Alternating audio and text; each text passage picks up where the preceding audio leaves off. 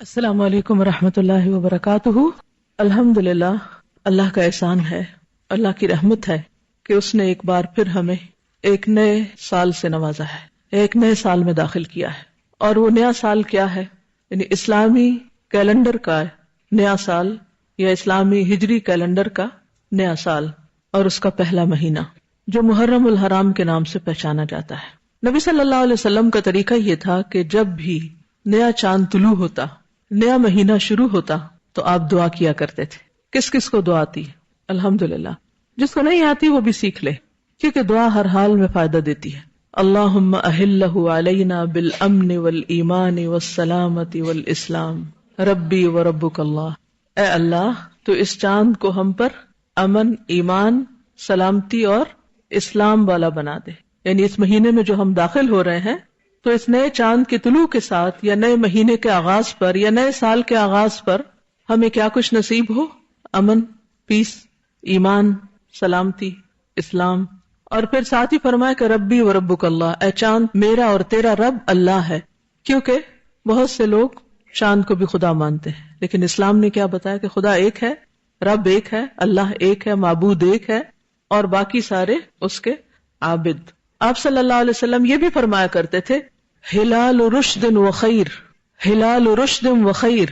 رشد یعنی ہدایت، اور خیر یعنی بھلائی، یعنی ہدایت اور بھلائی والا چاند ہوئیے۔ تو ہم بھی اس مہینے کے آغاز پر اپنے لیے یہی دعا مانگتے ہیں، اور نئے سال کے آغاز پر بھی یہی دعا مانگتے ہیں کہ یا رب، تو ہمیں اس سال میں امن، ایمان، سلامتی، اسلام، رشد، خیر نصیب فرما۔ ہم اپنے لیے بھی یہی مانگتے ہیں اور باقی سب کے لیے بھی۔ لہٰذا اس موقع پر اگر ہم اس مسنون دعا کے ساتھ اپنی بات کا آغاز کریں، یا جب بھی کوئی نیا مہینہ شروع ہو یا نیا سال شروع ہو، تو اس میں دوسروں کو بھی اس دعا کی یاد دہانی کرا دیں، تو نہ یہ بدعت ہے اور نہ ہی یہ غیر مسنون عمل، بلکہ سراسر مسنون عمل ہے کہ ہم اپنے کاموں کا آغاز اللہ کے نام اور دعا مانگتے ہوئے کریں۔ نبی صلی اللہ علیہ وسلم ہر موقع پر اللہ کو یاد کیا کرتے تھے، ہر موقع پر دعا مانگا کرتے تھے۔ کان یذکر اللہ فی کل احیانہ۔ اور یہ بھی ہم پر اللہ کا احسان ہے کہ وہ دنوں اور مہینوں کو پھیر پھیر کر لاتا رہتا ہے۔ سال کا آغاز ہوتا ہے، پھر آہستہ آہستہ 12 مہینے ختم ہوتے، اختتام ہوتا ہے، پھر نیا سال آ جاتا ہے۔ اور کسی بھی نئی چیز کی آمد پر انسان کے اندر ایک نیا جذبہ، ولولہ، تازگی اور اچھے کاموں کی طرف رجحان کا ایک موقع ہوتا ہے، یا اس کے اندر اچھا کام کرنے کے لیے ایک جذبہ ابھرتا ہے۔ یہ بالکل ایک نیچرل، قدرتی سی فیلنگ ہوتی ہے جو انسان کے اندر پیدا ہوتی ہے۔ اور الحمدللہ اللہ سبحانہ وتعالیٰ نے تو مختلف مہینوں میں ہمارے لیے نیکی کے مختلف مواقع مہیا کیے۔ مثلا رمضان میں ہم نے روزے رکھے، ذوالحج میں حج کیا، اور پھر اس کے بعد نیا سال شروع ہوا محرم الحرام کے ساتھ۔ محرم الحرام کو اللہ سبحانہ وتعالیٰ نے اپنا مہینہ کہا ہے۔ نبی صلی اللہ علیہ وسلم نے اس کو شہر اللہ کہا ہے، اللہ کا مہینہ۔ مہینوں کی کل تعداد تو 12 ہے، جیسا کہ قرآن مجید سے ہمیں پتہ چلتا ہے، ان عدۃ الشہور عند اللہ 12 شہرا فی کتاب اللہ یوم خلق السماوات والارض منها 4 حرم ذلک الدین القیم فلا تظلموا فیہن انفسکم۔ ان عدۃ الشہور، مہینوں کی تعداد، مہینوں کی گنتی، عند اللہ، اللہ کے نزدیک، جس دن سے اس نے آسمانوں اور زمین کو پیدا کیا ہے، اللہ کی کتاب میں 12 مہینے ہیں۔ اسی لیے آپ دیکھیں کہ چاہے اسلامی کیلنڈر ہو، ہجری کیلنڈر ہو، یا وہ رومی کیلنڈر ہو، یا عیسوی کیلنڈر ہو، بکرمی ہو، کوئی بھی ہو، سب میں مہینوں کی تعداد 12 ہی ملتی ہے۔ اور یہ کس نے بنائی؟ اللہ سبحانہ وتعالیٰ نے۔ کب سے؟ جب سے اس نے آسمان و زمین کو پیدا کیا۔ اور ان میں سے 4 مہینوں کو اس نے حرمت والا بنایا، جن میں سے ایک رجب اور 3 مسلسل، ذوالقعدہ، ذوالحجہ اور محرم۔ منہا 4 حرم۔ اور یہ 4 مہینے جنہیں حرمت والے قرار دیا، ان کے پیچھے بھی ایک خاص غرض ہے، اور ان میں سے خصوصی طور پر محرم کو محرم اور پھر ساتھ الحرام کہا گیا، یعنی بہت ہی حرمت والا۔ محرم کس کو کہتے ہیں؟ محرم کا لفظی معنی ہوتا ہے ممنوع، حرام کیا گیا، مقدس، عظمت والا، لائق احترام۔ دوسرے لفظوں میں یہ ایک ایسا مہینہ ہے جس میں ہر ایسے کام سے جو فتنہ و فساد اور امن عامہ کی خرابی کا باعث ہو، اس سے بالخصوص منع کیا گیا ہے۔ اور اس میں آپس میں لڑائی جھگڑا کرنا، ظلم و زیادتی کرنا، نافرمانی کے کام کر کے اپنی جانوں پہ ظلم کرنا، ان سے منع کیا گیا ہے.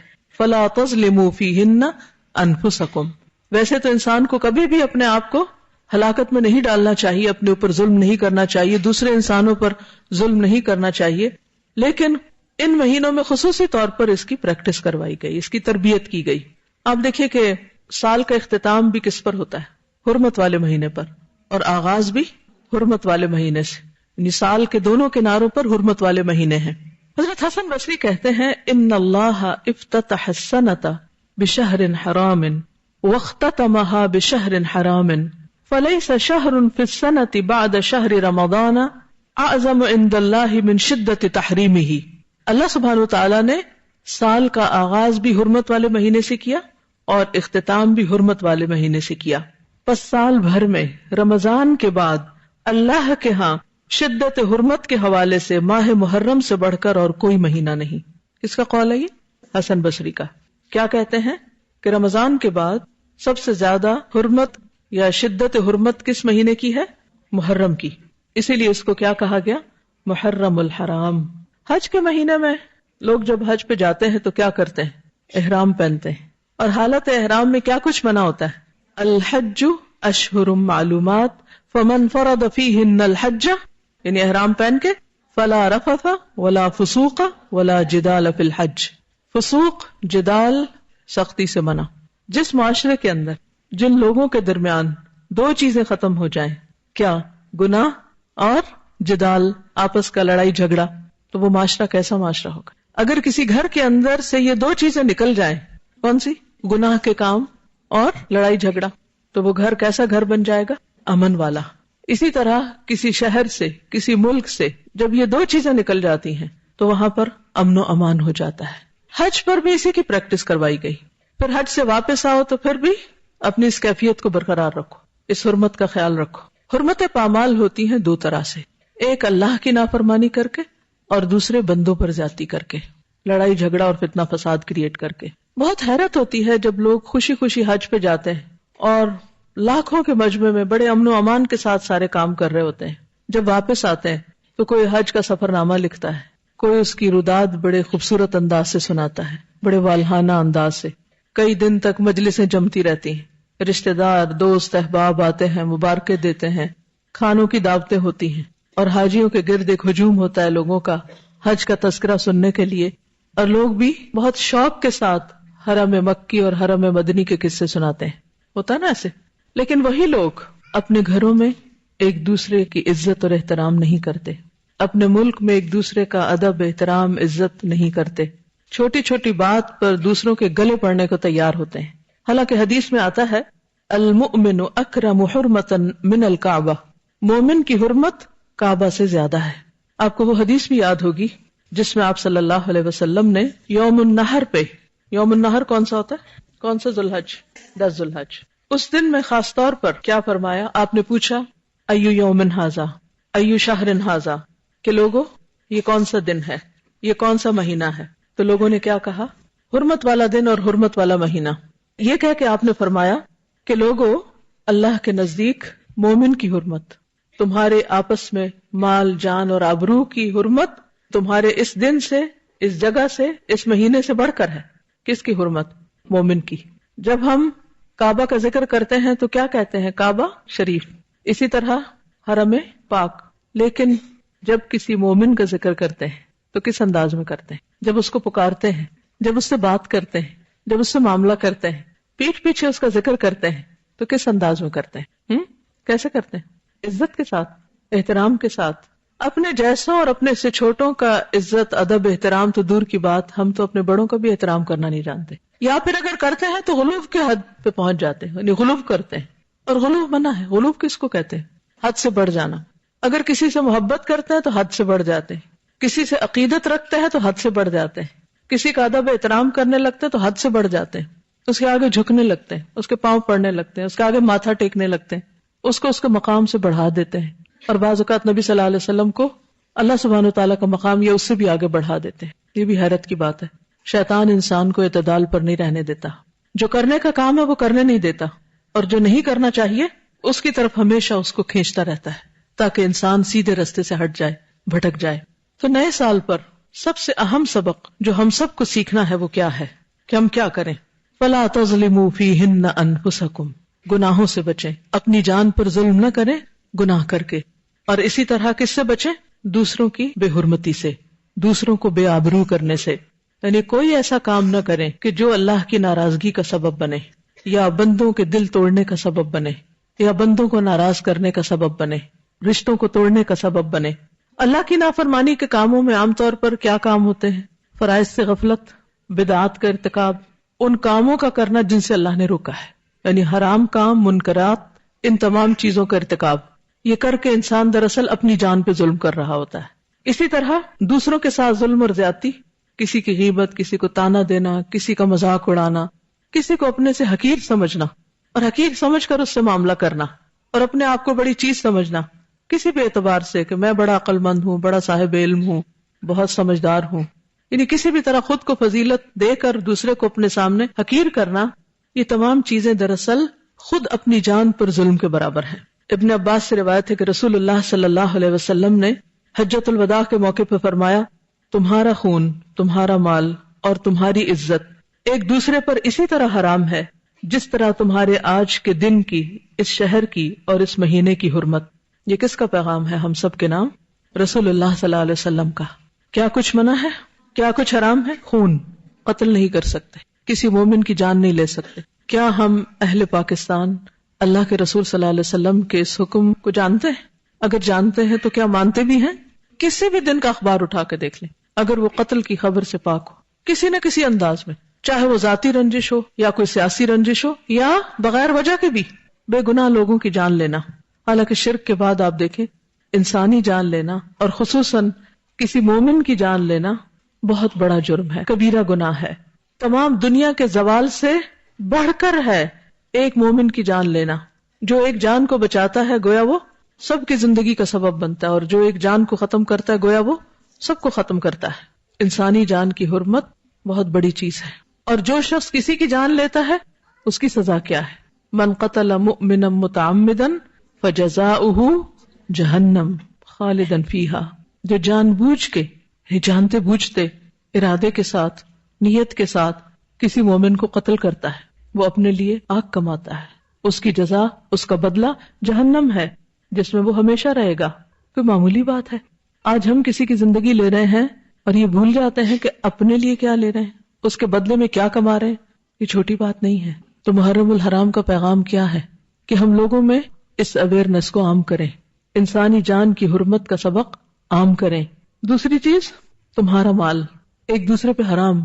اس سے کیا سبق ملتا ہے ہمیں؟ کیا چیز بنا ہے؟ چوری، غصب، ڈاکہ، رہزنی، کسی کی اجازت کے بغیر اس کے مال پہ ہاتھ ڈالنا، اس کی رضامندی کے بغیر اس کی کوئی چیز ہتھیا لینا. ہو سکتا ہے ہم یہ کہیں کہ ہم تو چوری نہیں کرتے، لیکن آپ نے دیکھا ہوگا کہ کس طرح بعض اوقات یتیموں کا مال ہڑپ کر لیا جاتا ہے، ان کی زمینوں پہ قبضہ کر لیا جاتا ہے. بعض اوقات لڑکیوں کے جہیز کو جو والدین کے گھر سے لاتی ہیں اس پہ قبضہ جما لیا جاتا ہے. بعض اوقات شوہر حق مہر ادا نہیں کرتے، حالانکہ وہ عورت کا حق ہوتا ہے، اس کو ہڑپ کر جاتے ہیں. اسی طرح چھوٹی چھوٹی چیزیں چرانا، کسی کے بیگ سے کچھ نکال لینا. آج آپ دیکھیں کہ کوئی کہیں اپنا بیگ رکھ کے ہے عمل میں کہ جب میں واپس آؤں گا تو یہ اسی طرح ہوگا. تو اسی طرح امانتوں میں خیانت، کہ کوئی آپ کے پاس کوئی چیز امانت رکھواتا ہے اور آپ اس میں سے اپنی مرضی سے تصرف شروع کر دیتے ہیں. کسی کا بھی مال، کسی کی بھی ملکیت کی چیز اس سے زبردستی ہتھیانا یا اجازت کے بغیر یا کسی طرح زور زبردستی جبر سے چوری کر کے یا سامنے سے لوٹ کے، یہ سب کچھ حرام ہے. کیا سزا ہے چوری کی؟ ہاتھ کاٹنا. اور رہزنی اور لوٹ مار کی سزا کیا ہے؟ مخالف سمت سے ہاتھ پاؤں کاٹنا. عبرتناک سزائیں ہیں. لیکن آج کتنے گھر محفوظ ہیں، کتنے لوگ محفوظ ہیں؟ اور یہ کون کر رہا ہے؟ کون کس کے در پہ ہے؟ مومن کے. چوری کر کے بھی اپنے آپ کو پھر ایماندار کہتے ہیں. ایمان تو رہتا ہی نہیں اس وقت جب بندہ چوری کر رہا ہوتا ہے. اور اگر وہ توبہ نہیں کرتا تو سخت پکڑ ہے. اور توبہ کب ہوتی ہے؟ چوری کا سامان گھر میں رکھ کے. نہیں، آپ چوری کی چیز اپنے پاس ہتھیائے رکھیں، چھپائے رکھیں، استعمال کریں، دوسرے کو نہ دیں اور کہیں میری توبہ، اب حج کر رہا ہوں گا تو توبہ ہو جائے گی میری. چور کی معافی کب ہوتی؟ جب وہ چوری کیا ہوا مال اس کے مالک کو واپس لوٹائے. کیونکہ حقوق العباد اسی وقت معاف ہوں گے جب بندے معاف کریں گے. تیسری چیز جسے حرام قرار دیا گیا وہ کیا ہے؟ عزت. یہ کیسے پامال کی جاتی؟ کس کس طریقے سے؟ کیا کسی کی غیبت کرنا اس کی عزت پامال کرنا ہے؟ کسی کا مذاق اڑانا، کسی کو ذلیل کرنا، کسی بھی طرح کسی کی تحقیر کرنا؟ تو ہم سب کو اپنے ساتھ عہد کرنا ہے کیا کہ ہم اپنی زبان، عمل اور رویے سے ہر ایسے کام سے بچیں گے جو دوسروں کے لیے اذیت اور تکلیف کا باعث بنے یا جس سے کسی کی دل آزاری ہو. ہمیں کسی کی دل آزاری نہیں کرنی. ہمیں کی بجائے بھی اگر آپ مجھے کہیں نا کہ مجھے کسی کی دل آزاری نہیں کرنی، کہیں بڑا بڑا لکھ کے سامنے لگا لیں، کیونکہ ہم ہر تھوڑی دیر کے بعد بھولے ہوئے ہوتے ہیں یہ سبق. تو ہر نئے سال میں ایک نئی عادت تو اختیار کرنی چاہیے نا، ایک غلط عادت تو چھوڑنی چاہیے اور اپنا محاسبہ خود کرنا چاہیے. پھر اسی طرح دیکھیے کہ عام لوگ تو عام لوگ، کیا ہم میں سے کسی کو یہ زیب دیتا ہے کہ وہ صحابہ کرام کے خلاف کوئی بات کرے؟ ہماری عزت بڑی ہے یا ان کی عزت؟ نبی صلی اللہ علیہ وسلم نے صحابہ کے بارے میں کیا فرمایا تھا؟ آپ نے فرمایا لا تسبوا اصحابی فلو ان احدکم انفق مثل احد ذهبا ما بلغ مد احدهم ولا نصیفہ. میرے صحابہ کو گالیاں مت دینا، ان کو برا بلا نہ کہنا. تم میں سے خواہ کوئی احد پہاڑ برابر بھی سونا خرچ کرے، کر سکتے ہیں؟ ہے ہی نہیں، کچھ کریں گے کیا؟ تو بھی وہ ان کے ایک مد یا آدھے مد کے برابر بھی نہیں پہنچ سکتا. انہوں نے اللہ کے راستے میں اللہ کی خاطر جو قربانیاں کی ہیں اور جس طرح مشکل وقت میں نبی صلی اللہ علیہ وسلم کا ساتھ دیا ہے، ان کی قربانیوں کا اجر اور صلہ اللہ کے ہاں اتنا بڑا ہے کہ تم میں سے اگر کوئی احد برابر بھی سونا خرچ کرے تو ان کے ایک سیر یا آدھ سیر کے برابر بھی نہیں پہنچ سکتے. ان کے کام پہاڑوں برابر، ان کے اجر پہاڑوں برابر. ہم کیا ہیں؟ ادھر کچھ کرتے ہیں ادھر ضائع کر کے رکھ دیتے ہیں، اور پھر ایسی ایسی باتیں صحابہ کے بارے میں کرتے ہیں اور بعضوں کا صرف سنی سنائی دیکھتے دیکھتے، اور پھر بھی ہم سمجھتے ہیں کہ ہم صاحب ایمان ہیں. کون تھے صحابہ؟ قرآن کیا بتاتا ہے ان کے بارے میں؟ کون تھے صحابہ؟ وہ جو نیکیوں میں سبقت کرنے والے تھے. والسابقون الاولون، وہ جنہوں نے سبقت کی، پہلے ایمان لے آئے. من المہاجرین والانصار، کچھ نے ہجرت کی اور کچھ انصار تھے. والذین اتبعوہم باحسان، اور وہ لوگ بھی جنہوں نے ان کی پیروی کی احسان کے درجے میں، یعنی تابعین بھی، صرف صحابہ نہیں، تابعین بھی. ان کا مقام، ان کا درجہ، ان کی قربانیاں، اس کے صلے میں اللہ ان سے راضی ہو گیا اور وہ اللہ سے راضی ہیں. اور یہ عظیم الشان کامیابی ہے. ان کے لیے تو اللہ نے جنتیں تیار کی، وہ ہمیشہ کی نعمتوں میں ہیں، بلند درجے پائے ہوئے ہیں، اور ہم یہاں بیٹھ کر ان کے خلاف باتیں کر رہے ہیں. کیسے مسلمان ہیں ہم؟ ہمیں کوئی حق نہیں پہنچتا. اور پھر سب سے بڑی بات یہ کہ ان کے درمیان اگر اختلافات ہوئے بھی یا ان سے انسان ہونے کے ناطے کوئی کوتاہی ہوئی بھی تو مجھے اور آپ کو حق نہیں پہنچتا کہ ہم ان کا محاسبہ کرنے بیٹھ جائیں یا ان کے بارے میں ہم کوئی رائے دیں.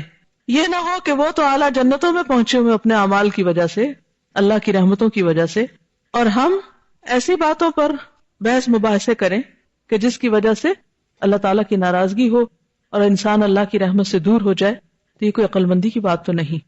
اور یاد رکھیے اس میں صرف صحابہ نہیں، تابعین کی بات بھی ہے، کیونکہ بعض لوگ صحابہ کے بعد تابعین کے اوپر بھی بہت حملہ آور ہوتے ہیں. تو اس لیے جب کبھی گزرے ہوئے لوگوں کی بات ہو تو ہمارا فرض کیا ہے، ہم کیا کریں، کیا کہیں؟ وہی جو قرآن نے ہمیں بتایا، تلک امۃ قد خلت لہا ما کسبت ولکم ما کسبتم ولا تسألون عما کانوا یعملون. جب بھی محرم آتا ہے تو عام طور پر لوگ ماضی کی باتیں بہت کرتے ہیں، تاریخ کو دہراتے رہتے ہیں، جس میں کچھ سچی باتیں بھی ہیں اور کچھ جھوٹی بھی ہیں. اور عموماً لوگ آپس میں بیٹھ کر بحث و مباحثہ شروع کر دیتے ہیں، کون حق پر تھا اور کون نہیں، کس نے کس پر زیادتی کی. کیا اللہ تعالیٰ یہ فیصلہ آپ سے کروائے گا جو آپ اپنی انرجی لگا رہے ہیں ان چیزوں پر؟ یا آخر کب تک ہم ماضی کی باتیں کرتے رہیں گے؟ ہمیں کیا کرنا چاہیے؟ صرف ماضی کو یاد کرتے رہیں یا پھر مستقبل کی سوچیں؟ مستقبل کی سوچیں. ہم میں سے ہر ایک کو اپنے مستقبل کے بارے میں فکر مند ہونا چاہیے، اور پھر ایک ایک فرد جب اپنے مستقبل کے بارے میں فکر مند ہوگا تو مل کر اجتماعی طور پر ہم سب اپنی دنیا اور آخرت کے بارے میں بہتر منصوبہ بندی کر سکیں گے اور آگے کو بڑھ سکیں گے. تاریخ صرف سبق کے لیے پڑھی جاتی ہے کہ اس سے انسان عبرت حاصل کرے، سبق لے، اور آئندہ وہ غلطیاں نہ دہرائے، آئندہ ایسا کوئی کام نہ کرے کہ جس سے پچھلوں کو نقصان ہوا. لیکن افسوس یہ کہ ہم نہ سبق لیتے ہیں اور پھر انہی چیزوں کو ریپیٹ کیے چلے جا رہے ہیں. اگر صحابہ کے درمیان اختلاف ہوئے یا تابعین کے درمیان اختلاف ہوئے تو ہمارے لیے سبق کیا ہے کہ ہم ان چیزوں سے بچیں. یا یہ سبق ہے کہ ہم ان کے بارے میں فیصلہ کرنے بیٹھ جائیں اور آپس میں جھگڑیں اور ایک دوسرے کے قتل و غارت شروع کر دیں اور ایک دوسرے کو برداشت نہ کریں؟ نبی صلی اللہ علیہ وسلم نے فرمایا ہر مسلمان دوسرے مسلمان پہ حرام کیا گیا ہے، ہر مسلمان دوسرے مسلمان پر حرام ہے۔ کیا مطلب؟ اس کی جان، مال، آبرو۔ وہ ایک دوسرے کے بھائی اور مددگار ہیں۔ ہم سب کو نیکی کے کاموں میں ایک دوسرے کے ساتھ تعاون کرنا ہے۔ تو کرنے کا کام تو یہ ہے، دوسروں کے ساتھ کیسا معاملہ کہ اگر وہ اچھا کر رہے ہیں تو ان کی مدد کی جائے، اور اگر وہ غلط کر رہے ہوں تو ان کو غلطی سے روکا جائے، ان کے لیے خیرخواہی کے جذبات ہوں۔ لیکن حقیقت یہ ہے کہ سب سے بڑھ کر ہمیں نئے سال کی آمد پر خود اپنے بارے میں سوچ بچار کرنی چاہیے، اپنے مستقبل کے بارے میں سوچنا چاہیے، کیونکہ اگر ہم خود اپنے بارے میں نہیں سوچیں گے تو کیا کوئی دوسرا ہمارے لیے سوچے گا؟ کیا کوئی دوسرا ہماری نجات کے لیے کچھ کام کرے گا؟ سورۃ الحشر میں اللہ سبحانہ و تعالیٰ فرماتے ہیں یا ایھا الذین آمنوا اتقوا اللہ ولتنظر نفس ما قدمت لغد واتقوا اللہ ان اللہ خبیر بما تعملون۔ تو ہمیں کیا کرنا ہے؟ نیا سال شروع ہوا، مبارکباد بھی دے دی، اس کے معنی بھی جان لیے، دعائیں بھی دے دی، ایک دوسرے کی حرمت کے بارے میں بھی پڑھ لیا، سن لیا، سمجھ لیا، اس کا بھی عہد کر لیا کہ ہم انشاءاللہ اللہ اور اس کے رسول کے ان احکامات پر عمل کریں گے۔ اور اس کے بعد اگلا کرنے کا کام کیا ہے؟ اپنے نفس کا محاسبہ نفس۔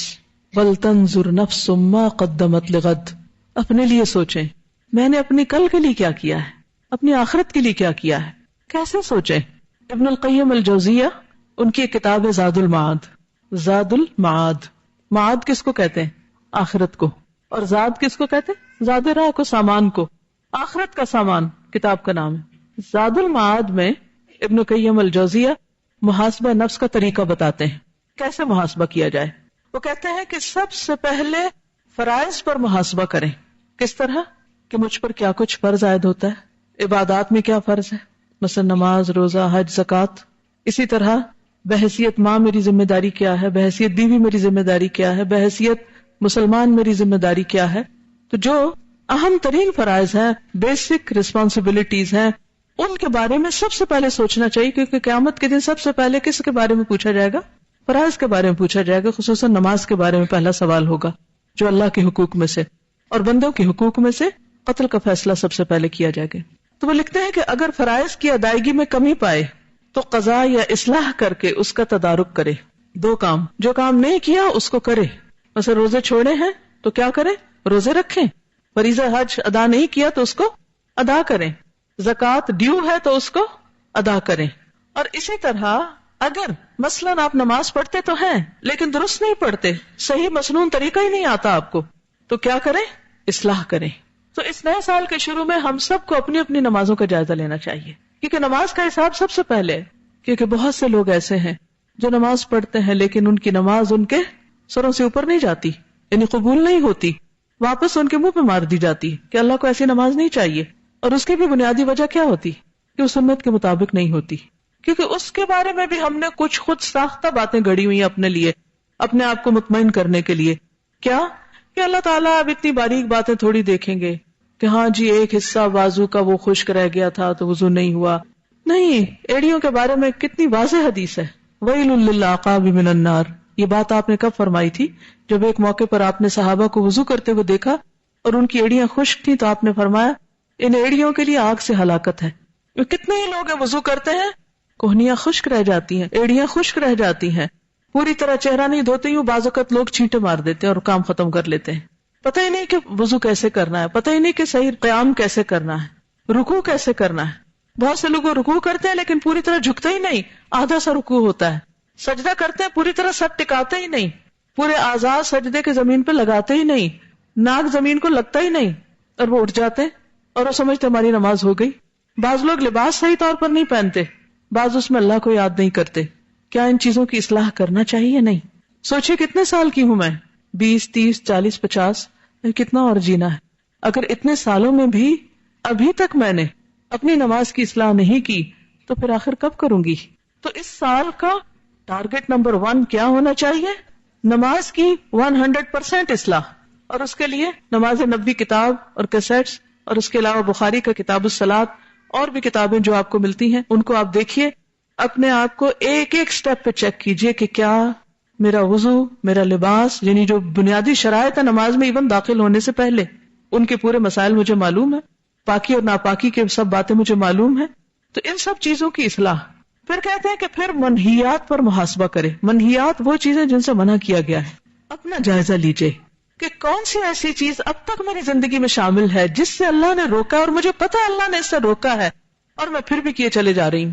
ہم میں سے ہر ایک کو پتا ہوتا ہے نا کہ کون سی چیزیں اللہ کو پسند نہیں، ہم جانتے بھی ہوتے ہیں لیکن پھر بھی کیے چلے جاتے ہیں. تو اس کا حل کیا ہے، اس کا علاج کیا ہے، کیا کرنا چاہیے؟ صرف لکھیں نہیں، بولیں بھی، دیکھیں بھی، سوچیں بھی، اور بھی کریں. تو کاپیاں بھرنے سے تھوڑی کام چلے گا. کیا کہا میں نے، کیا کرنا چاہیے؟ منہیات کو چھوڑ دینا چاہیے. چلیے اگر سب کچھ بیک وقت چھوڑنے کی ہمت صلاحیت نہیں تو کم از کم ایک یا دو چیزیں ضرور مارک کر لیجئے کہ میں نے ہر قیمت ان کو چھوڑنا ہے. مثلا اگر آپ کو بہت زیادہ باتیں کرنے کی عادت اور آپ کو پتہ ہے اس سے وقت ضائع ہوتا ہے. مثلا اگر آپ کو لغو کی یا فضول میں مذاق اڑانے کی عادت ہے اور اس کو آپ انجوائے کرتے ہیں، اس کو دیکھ لیجئے.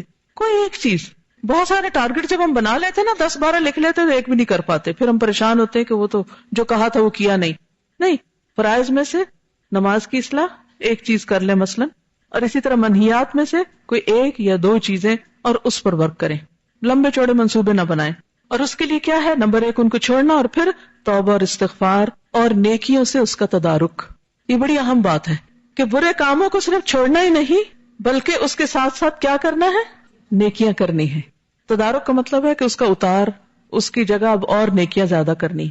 اگر معلوم ہو کہ منہیات کا مرتکب ہوا ہے تو توبہ استغفار کرے اور نیکیوں سے اس کا تدارک کرے. مثلا آپ نے کسی سے وعدہ کیا، وعدہ کر لیتے ہیں نا ہم، چھوٹی چھوٹی بات پہ بڑے پکے وعدے کر لیتے ہیں، لیکن اس کے بعد کیا ہوتا ہے؟ کبھی آپ سے وعدہ خلافی ہوئی؟ بعض اوقات کلی وعدہ خلافی کرتے ہیں ہم، اور بعض اوقات جزوی، آدھی، چوتھائی. کیا اس پہ توبہ کرنی چاہیے؟ ضروری ہے. جی ہاں، اس لیے کہ نبی صلی اللہ علیہ وسلم نے فرمایا جو شخص بات کرے اور جھوٹ بولے، وعدہ خلافی کرے، امانت میں خیانت کرے، وہ پکا منافق ہے، خواہ نماز پڑھے اور روزہ رکھے. ڈر لگتا ہے اس حدیث سے؟ کوئی نہیں لگتا. اور منافق کی سزا کیا ہے؟ جہنم کے سب سے نچلے گڑھے میں. عمر فاروق جیسے لوگ منافقت سے ڈرتے تھے اور ہم منافقت سے بالکل بے خوف ہیں. اور آپ دیکھیں کہ شاید ہی کوئی دن ہو کہ جب ہم وعدہ خلافی نہ کرتے ہوں، کبھی کلی اور کبھی جزوی. ہاں یہ کام کر دیں گے، آپ بے فکر رہیں، اور اس کے بعد کیا کرتے ہیں؟ ایسے بھولتے ہیں جیسے کوئی بات ہی نہ ہو. تو اپنے ساتھ ایک تہیہ کر لیں، اگر کہیں میں نے کوئی غلط بیانی کری، کیونکہ انسان ہے نا بھول جاتے، بعض میں آتا نہیں بات ایسے نہیں تھی ایسے تھی.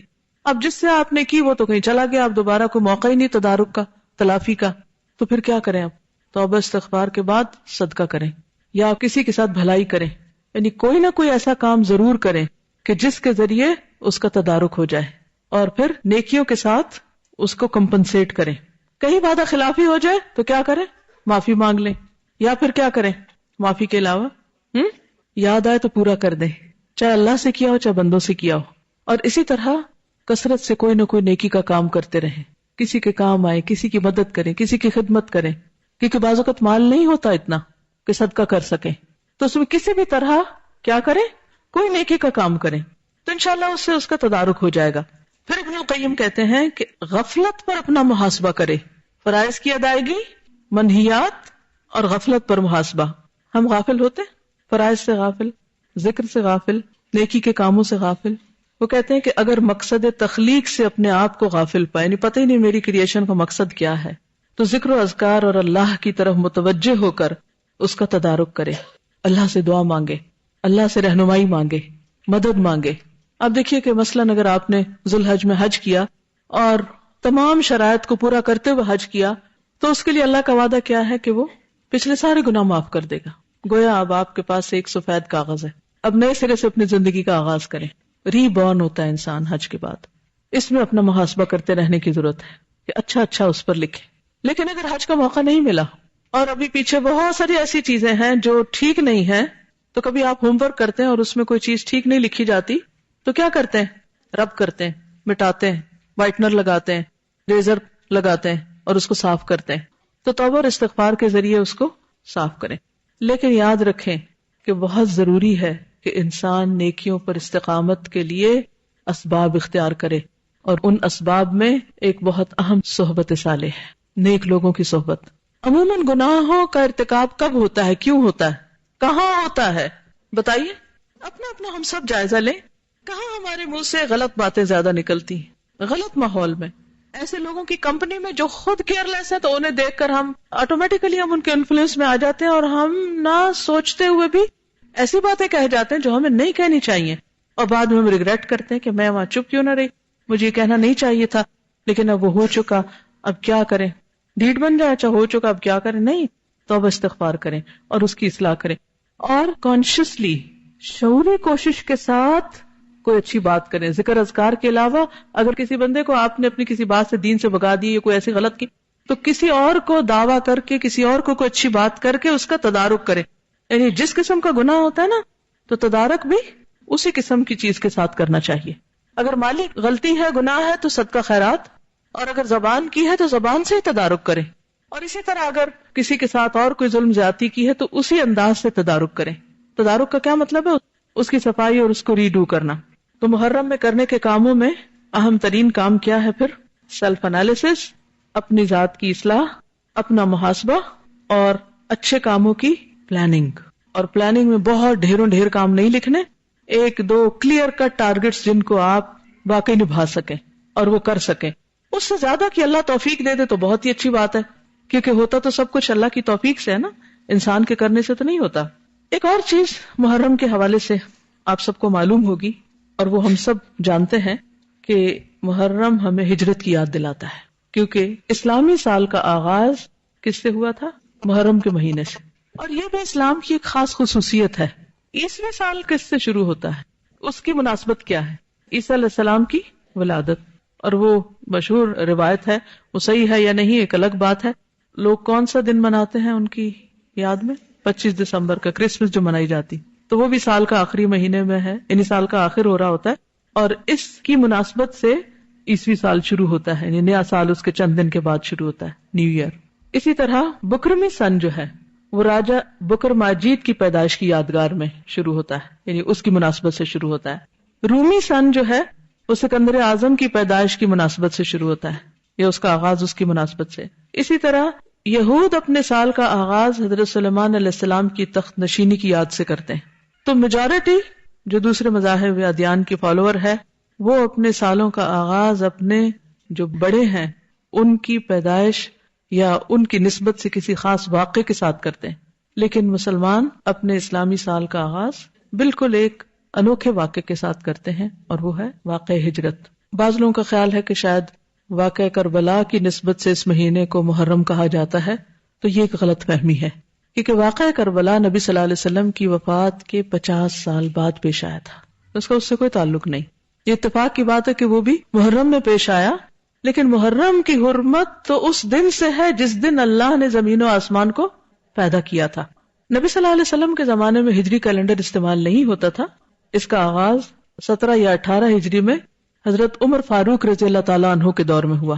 اور اس کے پیچھے پورا ایک واقعہ ہے کہ کس طرح جب آپ کے پاس مختلف لوگوں کے خط آتے تھے اور ان میں تاریخ نہیں لکھی ہوتی تھی، تو پھر حضرت ابو موسیٰ اشعری نے مشورہ دیا کہ ہمیں بھی باقاعدہ کیلنڈر بنانا چاہیے. تو اس پر آپ نے صحابہ کو اکٹھا کیا اور واقع ہجرت کی مناسبت سے سال کا آغاز رکھا گیا اور محرم سے اس کو شروع کیا گیا. اب بات یہ ہے کہ ہجرت کا کیا معنی ہے، اور ہجرت کو اسلام میں اتنی زیادہ اہمیت کیوں ہے کہ اس سے نئے سال کا آغاز کیا جا رہا ہے، یعنی اس واقعے کی مناسبت سے. دین اسلام میں ہجرت کی کیا اہمیت ہے؟ جہاد کی اہمیت ہم سب کو پتا ہے، تو جہاد کے علاوہ ہجرت بھی بڑی اہم چیز ہے. ہجرت کیوں کی جاتی ہے، کب کی جاتی ہے، کہاں سے کی جاتی ہے، کس طرف کی جاتی ہے؟ کوئی بتائے گا آپ میں سے؟ اوکے، یعنی کہ انبیاء علیہ السلام میں سے بہت سے انبیاء نے ہجرت کی اور ان پر فرض کی گئی اور اللہ کے حکم سے ہوئی. نبی صلی اللہ علیہ وسلم نے بھی مکہ سے مدینہ کی طرف ہجرت کی. لیکن ہجرت کیوں کی جاتی؟ اللہ نے ہمیں اپنی عبادت کے لیے پیدا کیا ہے اور وہ ہمیں ہر حال میں کرنی ہے، اس کے لیے کوئی ایکسکیوز نہیں ہے. اگر کسی ایک ماحول میں وہ عبادت نہیں ہو سکتی تو ہم پر کیا لازم ہے کہ ہم کیا کریں؟ وہاں سے ہجرت کر لیں، اس جگہ کو چھوڑیں اور دوسری جگہ جا بسیں. ابراہیم علیہ السلام نے ہجرت کی، انی مہاجر الی ربی سیہدینی. اسی طرح موسیٰ علیہ السلام نے ہجرت کی، ایک خاص واقعہ پیش آیا تھا اس کی وجہ سے. نبی صلی اللہ علیہ وسلم نے ہجرت کی، اور پھر اس کے بعد ہم سب کے لیے لازم ہے کہ ہم اپنے اپنے ماحول، اپنے اپنے علاقے، اپنے اپنے حالات کے اعتبار سے یہ دیکھیں کہ ہم کہاں اللہ کی عبادت اور اطاعت زیادہ بہتر کر سکتے ہیں، کہ اس جگہ کی طرف جائیں، چاہے وہ پرسنلی فزیکلی ایک جگہ سے دوسری جگہ جانا ہو، یا پھر ہمارا دل ایک چیز کو چھوڑ کر دوسری چیز کی طرف مائل ہو جائے. کیونکہ حدیث میں آتا ہے المہاجر من ہاجر ما نہی اللہ عنہ ورسولہ، مہاجر وہ ہے جو اس چیز کو چھوڑ دے جس سے اللہ اور اس کے رسول نے روکا ہے. گویا گناہوں کو چھوڑنا دراصل ہجرت ہے، یا گناہوں والی جگہ کو چھوڑنا. تو ہم دیکھتے ہیں کہ نبی صلی اللہ علیہ وسلم نے مکہ کو چھوڑا جو اس زمین پر سب سے زیادہ محبوب ترین جگہ تھی آپ کے لیے. خاندان کو چھوڑا، جائے پیدائش کو چھوڑا، وطن چھوڑا، اور اللہ کے اذن سے، اللہ کے حکم سے ایک دوسری جگہ پر تشریف لے گئے. پورا واقعہ ہجرت جو ہے وہ بہت ہی خوبصورت واقعہ ہے. وقت کی کمی کے باعث اسے نہیں سنا سکتی، لیکن آپ سے کہوں گی کہ اگر موقع ہو تو اس واقعے کو ضرور پڑھ لیجئے. بخاری میں بھی اس کی تفصیل آتی ہے، اور انسان کی آنکھیں اشک بار ہوئے بغیر رہتی نہیں جب وہ پورا واقعہ سامنے آتا ہے کہ کس طرح آپ پر وہ زمین بالکل تنگ کر دی گئی، آپ کے گھر کا محاصرہ کر لیا گیا، اور کس طرح آپ اللہ کے اذن سے ان سب لوگوں کے بیچ میں سے نکل کر مکہ سے مدینہ کی طرف آ گئے. کس طرح غار ثور میں آپ نے پناہ لی، وہاں کیا حالات ہوئے، اور پھر راستے میں کیا کیا واقعات پیش آئے. اور پھر صرف آپ نے نہیں، آپ کے ساتھ حضرت ابوبکر صدیق رضی اللہ تعالیٰ عنہ نے بھی ہجرت کی، اور اس موقع پر ان کی کیفیت کیا تھی. حضرت عائشہ کہتی ہے مجھے پہلی دفعہ پتا چلا کہ کوئی شخص خوشی سے بھی روتا ہے، کہ جب انہیں یہ پتا چلا کہ انہیں حضور صلی اللہ علیہ وسلم کے ساتھ ہجرت کا شرف حاصل ہو رہا ہے. اور پھر اسی مناسبت سے حضرت ابوبکر رضی اللہ تعالیٰ عنہ کی تعریف بھی آئی ہے قرآن میں. اذ ہما فی الغار، جب وہ دونوں غار میں تھے. اذ یقول لصاحبہ لا تحزن ان اللہ معنا، جب وہ اپنے ساتھی سے کہہ رہے تھے یعنی نبی صلی اللہ علیہ وسلم غم نہ کرو، اللہ ہمارے ساتھ ہے. کیونکہ حضرت ابوبکر پریشان ہو رہے تھے کہ اگر ان کفار نے ہمارے نیچے کو دیکھ لیا تو یہ ہمیں پکڑ لیں گے. اور کس طرح انعام مقرر کیا گیا، اور کس طرح سراقہ آپ کے پیچھے آیا. وہ سارا واقعہ ایک خوبصورت واقعہ ہے جس میں بہت سارے سبق ہیں. لیکن ان دو کی ہجرت کے علاوہ جتنے بھی صحابہ نے ہجرت کی، جس کی بنا پر انہیں مہاجرین کا لقب ملا، ایک خوبصورت لقب، ان میں سے ایک ایک کا واقعہ ایمان افروز واقعہ ہے. حضرت عمر کی ہجرت کی اپنی شان ہے. اسی طرح مردوں کے ساتھ ساتھ خواتین نے بھی ہجرت کی. حضرت ام سلمہ کی ہجرت اگر آپ پڑھیں یا سنیں تو روئے بغیر رہ نہیں سکتے. ام کلثوم کی ہجرت، اسی طرح حضرت زینب کی ہجرت، دیگر خواتین کی ہجرت. کس کس طرح صرف مردوں نے نہیں، عورتوں نے بھی ہجرت کی تھی. اپنا سب کچھ چھوڑا تھا، گھر بار چھوڑا تھا اللہ کی خاطر، اپنا دین اور ایمان بچانے کی خاطر. سورۃ آل عمران میں بھی آتا ہے نا کہ والذین اخرجوا من دیارہم واوذوا فی سبیلی وقاتلوا وقتلوا، کہ وہ لوگ جو میرے راستے میں اذیت دیے گئے، دکھ دیے گئے، گھروں سے نکالے گئے. تو بات یہ ہے کہ لوگوں نے اپنے وطن، گھر، مال، کاروبار، رشتہ دار، عزیز و اقارب، محبوب ہستیاں، ان کو اللہ کی خاطر چھوڑا، اپنے دین کی خاطر چھوڑا. کیا یہ سب کچھ آسان ہوتا ہے؟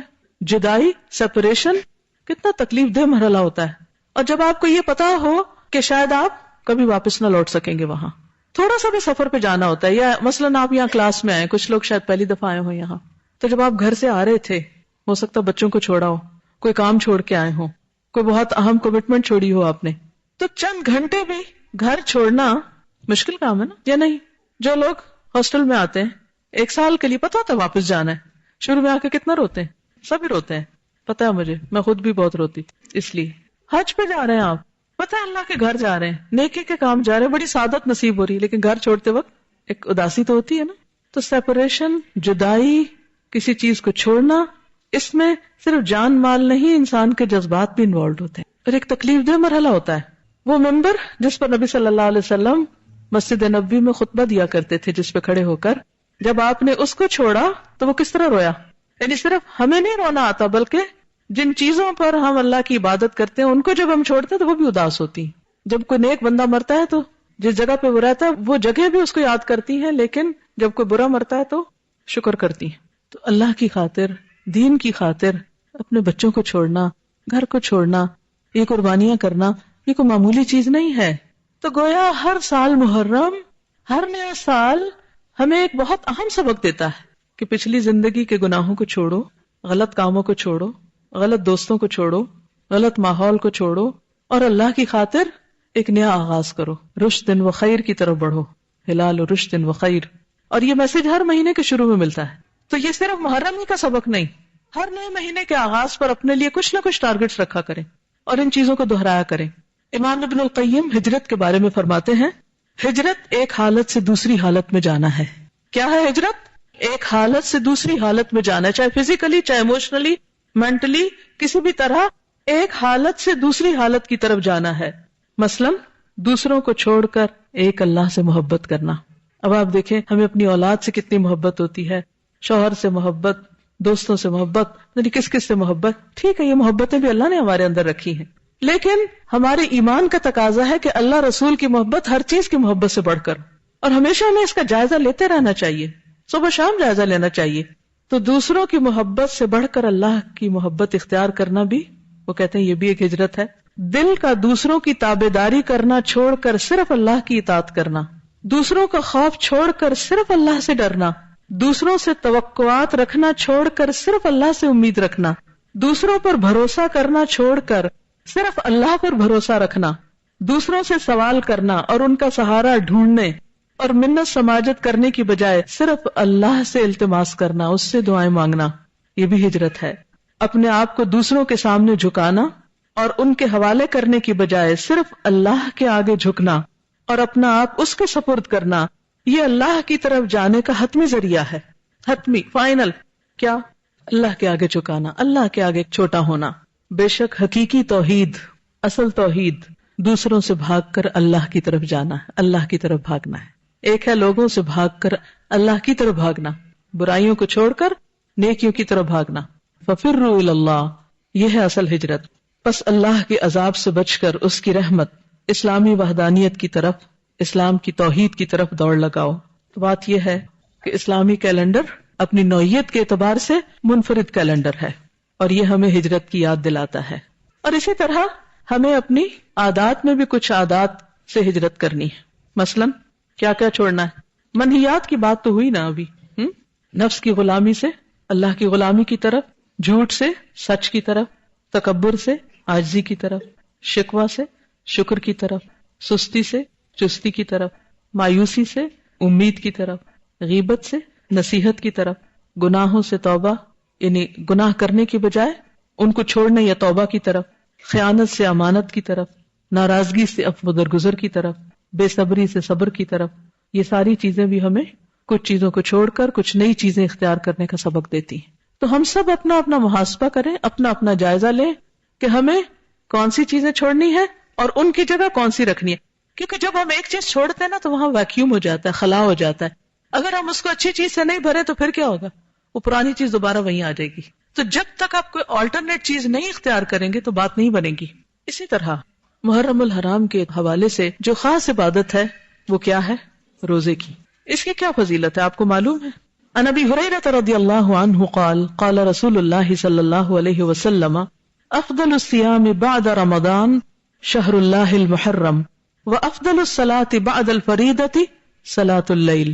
حضرت ابو ہریرہ سے روایت ہے کہ رسول اللہ صلی اللہ علیہ وسلم نے فرمایا رمضان کے بعد افضل روزے شہر اللہ المحرم کے ہیں اور فرض نماز کے بعد افضل نماز رات کی نماز ہے. یعنی جس طرح فرض نمازوں کے بعد سب سے افضل نماز تہجد کی نماز ہے، اسی طرح رمضان کے بعد افضل ترین روزہ محرم کا روزہ ہے.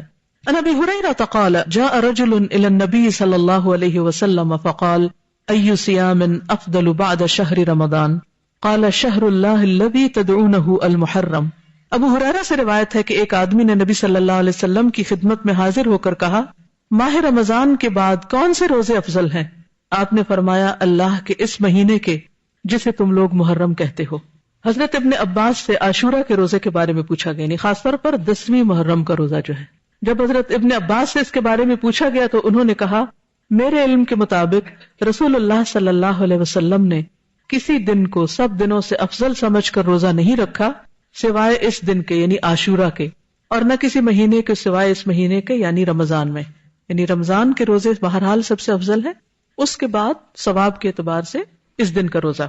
ابن عباس کہتے ہیں کہ رسول اللہ صلی اللہ علیہ وسلم رمضان کے بعد کسی دن کی اور دنوں پر فضیلت کا انتظار نہیں فرماتے تھے سوائے عاشورہ کے دن کے. اور یہ بھی آپ کو معلوم ہے نا کہ رمضان کے روزے فرض ہونے سے پہلے محرم کے روزے ہوتے تھے. یہ بھی یاد رکھیے کہ یہود بھی محرم میں روزے رکھتے تھے، اور خصوصاً 10 محرم کا روزہ، اور اسی طرح دور جاہلیت میں قریش بھی محرم کو روزہ رکھا کرتے تھے.